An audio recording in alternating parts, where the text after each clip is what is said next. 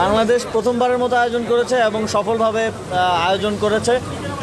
আপনারা হয়তো জানেন যে অনেক ধরনের বাধা বিপত্তি বা ছিল, তবে এখানে পাকিস্তান ক্রিকেট বোর্ড সহ আরও যারা আছেন সবাইকে ধন্যবাদ। সবাই একটু সফলভাবে বাস্তবায়ন করতে সহযোগিতা করেছে এবং ক্রেডিট গোজ টু আমিনুল ভাই অ্যাজ ওয়েল। উনি অনেক পরিশ্রম করে এটা সফল করেছেন। যেহেতু বাংলাদেশ তো এসিসির প্রেসিডেন্ট থাকবে নেক্সট 2 ইয়ার এবং তারপর পাকিস্তান, তো এটা একটা গুড স্টার্ট এর জন্য। অবশ্যই পজিটিভ এটার, আমি মনে করি যে ফ্যানদের জন্য এটা পজিটিভ, যারা ক্রিকেট নিয়ে একটু হতাশ হয়ে যাচ্ছিল তাদের জন্য।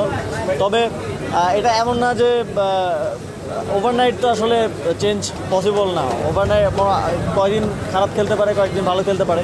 তবে আমরা কাজ করতে যাচ্ছি লং টার্মের জন্য। আমরা এমন পলিসি নিতে চাচ্ছি, ডিসেন্ট্রালাইজেশনের মাধ্যমে চ্যানেলটা তৈরি করতে চাচ্ছি এবং প্রপার ট্রেনিং সেট আপ করতে চাচ্ছি, যাতে করে এটার ফলাফলটা হয়তো আজকে পাওয়া যাবে না, এটা 5 বছর পরে পাওয়া যাবে, বাট এটা লং টার্মে বাংলাদেশের ক্রিকেটকে একটা ভালো জায়গায় পৌঁছে দেবে।